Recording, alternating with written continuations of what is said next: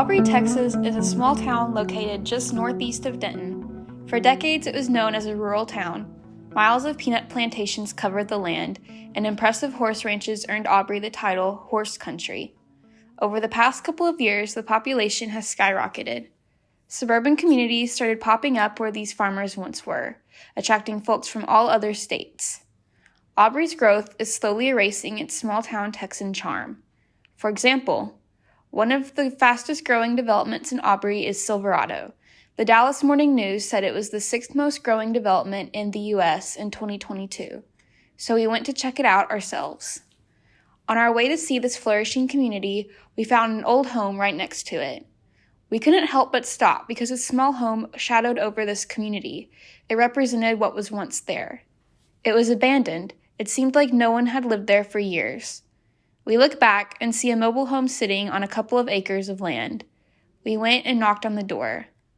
As we waited, we noticed that the view of the front yard was full of new brick homes. The man from the home opens the door and we are greeted with Southern hospitality. He was an older man with a thick country accent. We had interrupted his black and white TV show. Without a thought, he was interested in talking to us and he welcomed us into his home. The walls were covered with wood grain panels and a big comfy reclining chair facing the TV greeted us as we entered into the living room. Tommy Carroll is 71 years old. He was born in 1953 at a Marine base in California. He moved to his parents' hometown of Aubrey when he was about 3 years old. He bought the piece of land he lives on from a family member and moved into his mobile home in May of 1980. That mesmerizing, now abandoned farmhouse once belonged to his aunt and uncle. My aunt and uncle owned most of that, and it was all peanut crops. He had some cows in certain parts of the pasture. Uncle Bailey told me that they moved that house on stilts from over in Little Elm all the way across over here, and then, set it up over here. And then, of course, he drilled his own well and built that storm cellar. I've been in that storm cellar before, not hiding from a tornado, but that's where my Aunt Vader used to keep all of her canned peaches and apples and stuff like that. And she'd tell me, come over and go down and get what you wanted, Tommy. And I said, okay, I'll do it. Other family members own the land and homes adjacent to his in the Silverado community.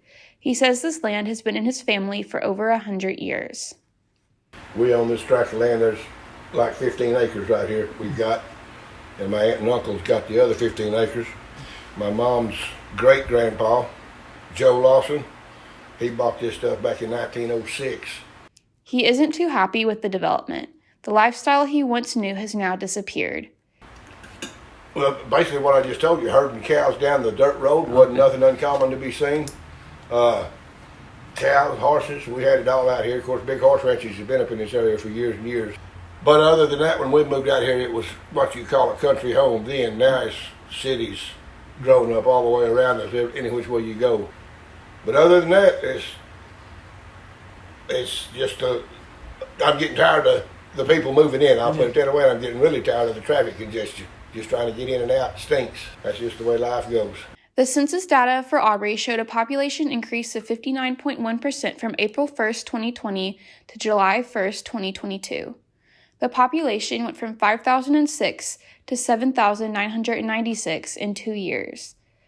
According to the world population, the population of Aubrey today is almost at 11,000.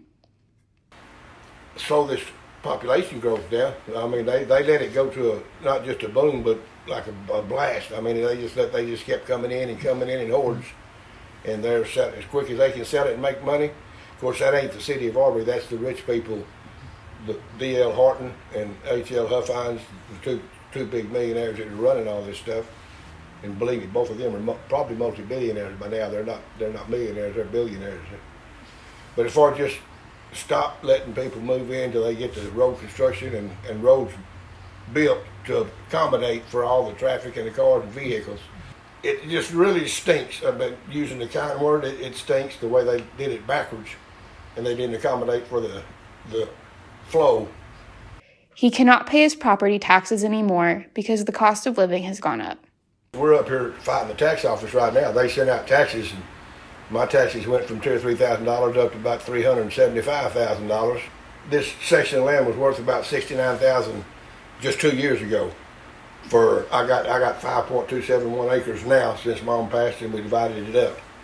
But 2 years ago, I just had 2 acres of homestead land right here, and my taxes was running me $40-50, and we just got through the post office today's Tuesday. Yesterday morning, was up there yesterday morning filing a protest letter because we're going to fight it. I don't know if we're going to get anything out of it or not, but now they've got this land appraised at $82,000 an acre, and back in the day when I first moved here, it was worth about $1,150-1,200, best my memory recalls. It's been a long time ago.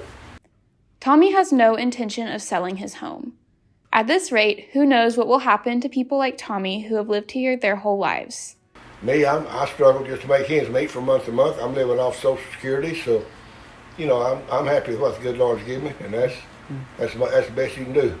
They're trying to get this acreage we got right here, and I'm probably just made my mind up. I'll just die, and they can dig a hole under my mobile home and bury me down here in the ground right here. I don't care.